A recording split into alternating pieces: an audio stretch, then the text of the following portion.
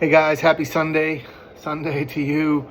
I hope all is well. You can see I'm making both of these videos right one back to back. So, we're down to the wire. You've got this week to finish your DB, which is due tomorrow, your final DB on prevention. And then you have 2 weeks to work on your theories paper. And then you have your reflection paper, which again, I'll touch on that next week or the week after before it's due.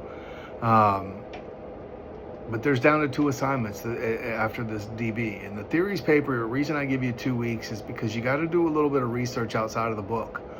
I think chapter 7 is where they talk about some of these theories, or they touch on them, but you get a choice of 2.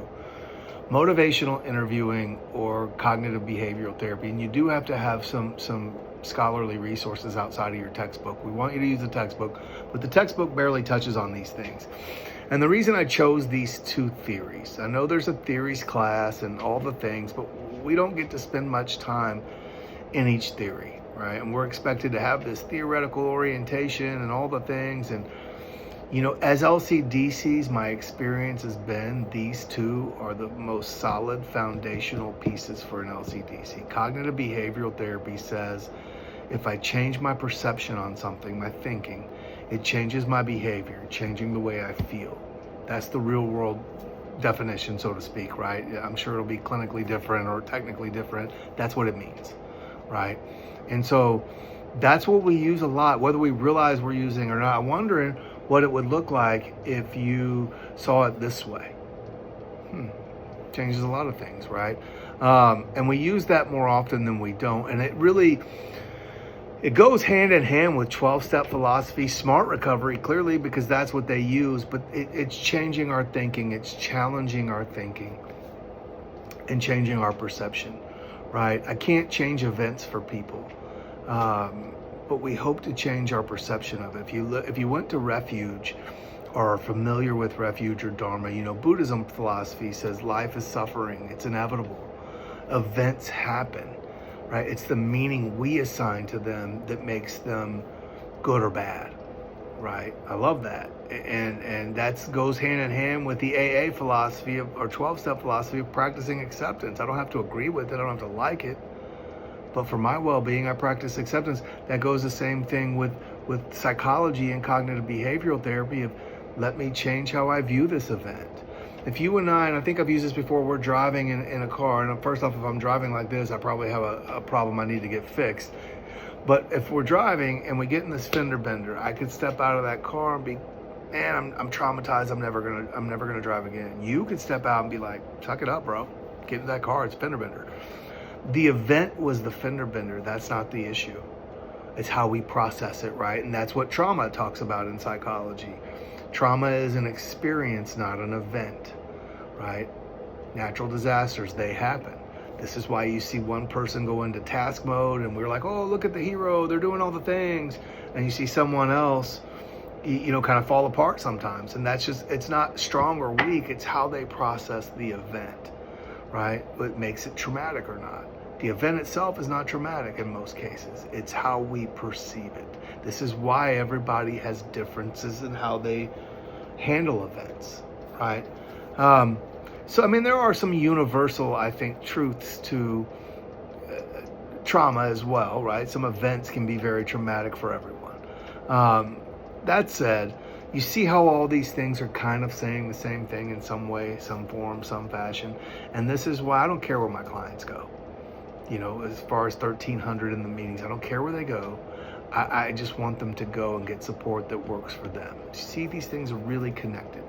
Motivational interviewing, really, in my understanding of that, is it changed the game back in the day. Apparently counseling, and especially in substance use disorders, was the Wild West. People do some crazy things. Can't do that today. I think of the show Scared Straight. What? That's not helpful, right? Maybe for the 1 or 2 people, it's not helpful. All it does is teach us how to be better manipulators. That said, motivational interviewing wants to find what motivates a person. And our job as clinicians is to roll with the resistance. You're going to hear that phrase in that theory a lot. I'm not here to challenge that resistance and say, well, you can't think like that. You got to do this. You got to do that. No, you don't have to do anything. It's your life to live. Let's discuss the benefits potentially and the potential pitfalls, so to speak, right? You find what motivates you. In motivational interviewing, what I love about it is I don't have to confront a person, right? I let the truth do the confronting in motivational interviewing. And I love that phrase, let the truth do the confronting. On one hand, you're saying I want to stop drinking alcohol because it's causing me all these problems. On the other hand, you're hanging out drinking every day, or you're hiding alcohol from your spouse, or any number of things. Those two things don't align. They're not congruent. One doesn't support the other. How can we rectify that? I just confronted without confronting. I let their words and the truth do the confronting. All right. Motivational interviewing is great. I use it as a full-on standard, and CBT I use with everybody. I use these two things. They're intertwined in everything I do. So when we talk about gratitude, I know the 12-step program is built on living the moment, living gratitude. Yeah, that's CBT. And they didn't realize it at the time, but that is CBT work. Like, let me reframe my thinking into gratitude. Let me change my perception of this event to gratitude, right? Think about this. Has any of you ever been to a meeting where somebody comes in late? We all have, right? Like any kind of meeting, not just a recovery group, like a business meeting, anything. Well, I'll tell you, my first reaction, and I'm not necessarily proud of this, but my first reaction is, come on, man. Like, we're all here.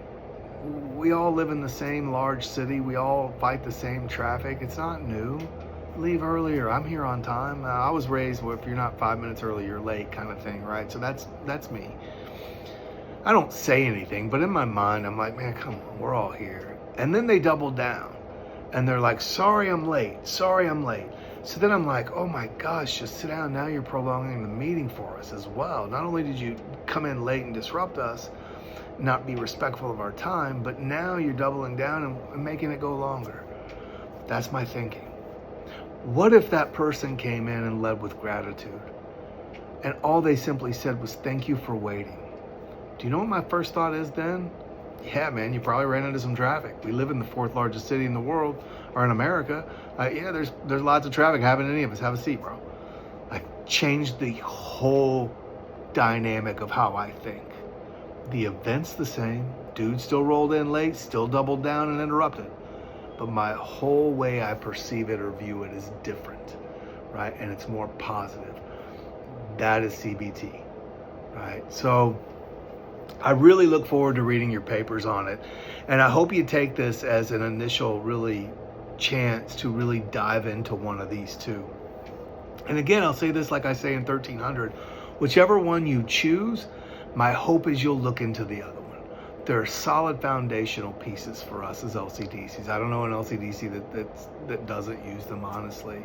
And so it's good to learn how to use them with intention, right? Not just go by there's a theory I used to use called fly by the seat of your pants.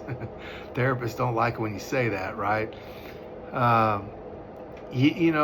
So as LCDC counselors, we need to have a foundational piece, and one of these two should be it, right? So I hope you really take this opportunity to view it more than just an assignment and really learn from it. I look forward to reading your papers. The instructions are there. You know how I grade at this point. Everybody's doing wonderful in this course, so it's no issue there.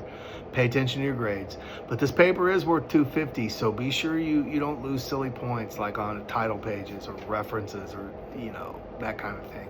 Follow the instructions. You guys are doing great at that, so there's no issue there. But just I need to reiterate that. You have this week to work on it and next week. So you have 2 full weeks to do it.